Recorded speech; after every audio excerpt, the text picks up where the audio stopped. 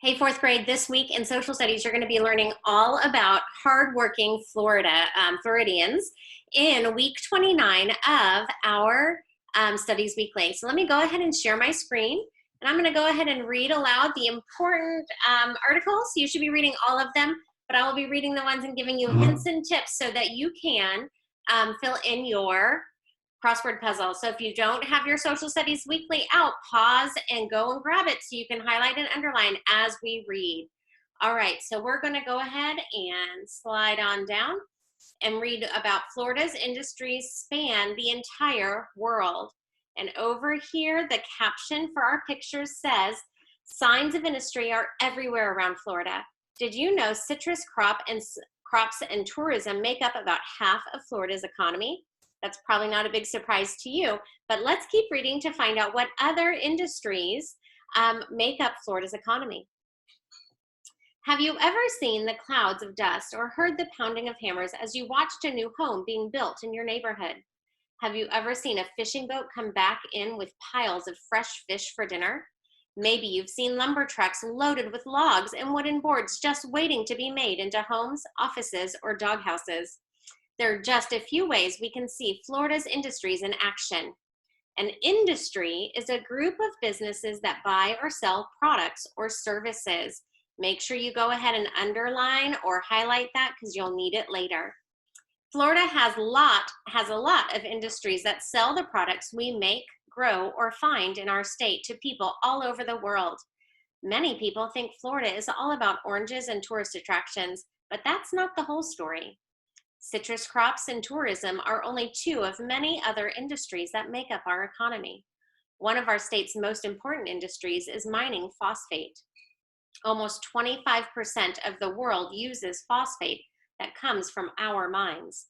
Florida's farms also sell food to people all over the world, especially Canada, the Netherlands, the Bahamas, the Dominican Republic, and Panama. This week, we will learn about a few of Florida's industries. People in some of our industries work with others from all over the world to buy and sell things we need. Some of our industries have been part of our state for as long as people have lived here. Other industries have only been around for a few years. All of them are important to people from Florida, the United States, and around the world.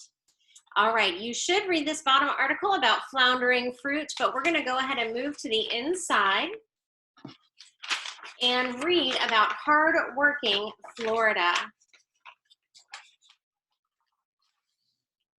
Here we go. Florida's ports. When it comes right down to it, Florida has a great deal to be proud of. Some of the state's wonders are known only to Floridians.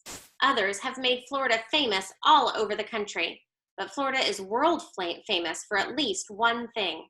Our state's seaports are some of the best around. Modern ship captains sail from around the world to Florida's harbors. What makes them so great? The waters are deep, the railroads and highways are numerous and close, and maybe above all, the weather is almost always great. This means that all kinds of things from around the world wind up in Florida, and all kinds of things from Florida wind up all around the world. Food, machines, minerals, chemicals, lumber, and cars come into and go out of Florida's 12 seaports all day, every day. As long as Florida sticks out into the ocean, its ports will keep on being busy. And if you take a look at this picture over here, my friends, it is a picture of a cargo ship, and the caption says, Florida's ports welcome ships from around the world. Food, machines, minerals, chemicals, lumber, and cars are some of the many things that come in and go out of Florida. While we're looking at the pictures, let's go ahead and read the caption for this one down here. It says, these shrimp boats help catch about 40% of Florida's fishing industry. And I see our next heading is Shrimp Ahoy. I bet it's going to tell us a little bit more about Florida's fishing and shrimping industry. People in Florida have depended on the ocean for food since before anyone can remember. If you look at what archaeologists have discovered about Florida's first humans, you'll find that they ate turtles, clams, oysters, and even manatees. Fortunately, nowadays, people don't eat manatees, but when it comes to making a living pulling food out of the ocean, some things never change. fishing is still big. It's still big Florida business and pretty much always has been. In the early 1800s, ships carried fish from Florida to Cuba in big aquariums built into their hulls. That's pretty cool. I didn't know that. Later, fishers kept fish fresh by packing them in ice. Oysters, red snapper, mullet, and sea trout were shipped all over the place from Florida. At the turn of the 20th century, fishing was even considered Florida's most important industry. These days, shrimp's the catch of the day, and though Florida's fishers catch tons of lobster, crab, and snapper as well, shrimping makes up a whopping 40% of the state's fishing industry. That's a big deal for a shrimp. All right, let's move to the next heading titled Oil. Oil drilling is big business. We use oil and gas for cars, boats, lawnmowers, and planes. Florida's first oil well was drilled in Sunnyland in Collier County. It was owned by the Humble Oil Company. Humble grew into Exxon, a worldwide corporation. Make sure you highlight that, kids, because you're going to need that for your crossword. Oil drilling can be dangerous too. In April 2010, disaster struck in the Gulf of Mexico. The British Petroleum, or BP, company's Deepwater Horizon oil rig exploded, killing 11 people and sending millions of gallons of oil into the water. Thousands of turtles, birds, and fish were killed or got sick. Oil washed up on Gulf Coast beaches from Louisiana to Florida. The spill caused big losses in tourism, shrimping, and fishing industries of all the Gulf states. The BP Oil Company agreed to pay billions of dollars to help fix this huge mess. More than 30,000 people helped in the cleanup effort. No one knows what the long-range effects of the ecosystem will be. All right, flip on over to Florida lumber. Before we read these next two sections, let's go ahead and look at the captions underneath these pictures. This top one is of an oil rig. Oil is big business around the world today. Florida started producing oil in the 1940s. Lumber has always been a big industry in Florida. And phosphate is one of Florida's most popular minerals and is a huge industry. Florida has 25% of the world's phosphate. That's a lot. All right, let's go back up to Florida lumber and read this section together. Is your home made at least partly of wood? Most homes are when it comes right down to it, and so your answer is probably yes. That may be why cutting down Florida's trees to make lumber for building has always been big business in our state. Long ago, Florida natives brought trees down with fire and then burned and scraped them into hollow canoes. We saw one of those at Silver Springs, kids. Later on, explorers discovered that Florida lumber was terrific for building ships. By the mid-1800s, many of the towns in Florida had been built near lumber mills. Today, lumber companies are careful not to cut down too many trees or cut too often in the same place. And most lumber companies plant several trees for every tree they cut down. It wouldn't do it all to run out of trees. But one thing's for sure, as long as there are things to build out of wood, Florida's lumber industry will keep going strong. Famous for phosphate. If you've ever bought fertilizer to use on your garden, then you've probably had an up-close and personal experience with one of Florida's most popular minerals, phosphate. Phosphate is the biggest source of phosphorus, the main ingredient in most fertilizers. Make sure you highlight that, kids, you're gonna need it. Phosphate in Florida was discovered in Marion County about 100 years ago by a man named Albertus Vaught.